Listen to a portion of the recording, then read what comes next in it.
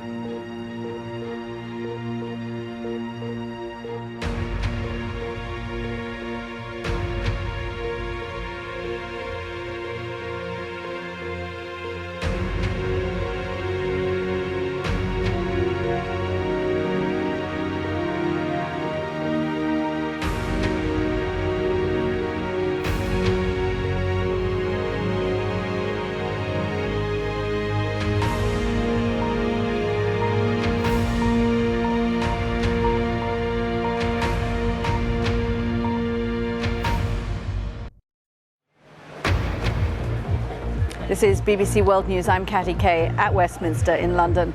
King Charles arrives at Buckingham Palace, where he'll hold a reception for world leaders who are here in London to attend Queen Elizabeth's funeral.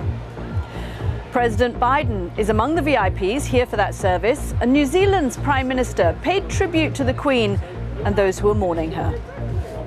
Is a very moving thing to witness, but it's also the most fitting tribute I can think of. The Queen was here for her people, and now her people are there for her. Officials are expected to say later that no new mourners will be able to join the lying-in-state queue. Atkins, I'll be with you across the hour with stories from elsewhere in the world. We'll be turning to Japan. Millions of people in the southwest of the country have been forced to leave their homes as the region braces itself for the biggest typhoon in decades.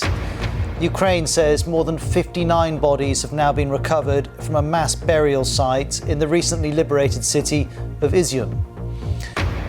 And we'll meet the artist behind the striking portrait of the Queen, which was broadcast around the world on the news of her death.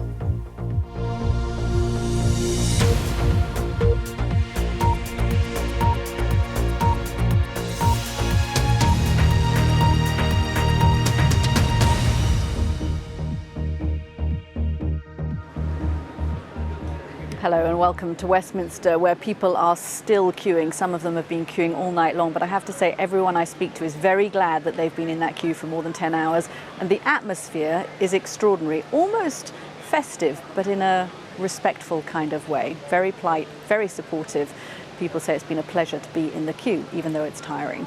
Of course, those are the public who are waiting to pay their respects. World leaders are also continuing to arrive in London as final preparations are underway for Queen Elizabeth's state funeral. That's tomorrow.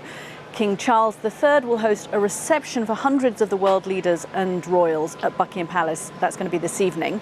Officials are now advising anyone else thinking of joining the queue to pay their respects to Queen Elizabeth, who's lying in state, not to set off from home, with the line expected to close later on this afternoon. Of course, we'll bring you that news as soon as we get it. Last night, the Queen's 8 grandchildren, led by Princes William and Harry, stood vigil around her coffin. It is the first time that the grandchildren of a monarch have taken part in that ceremony. Our diplomatic correspondent James Landale has all of the day's news.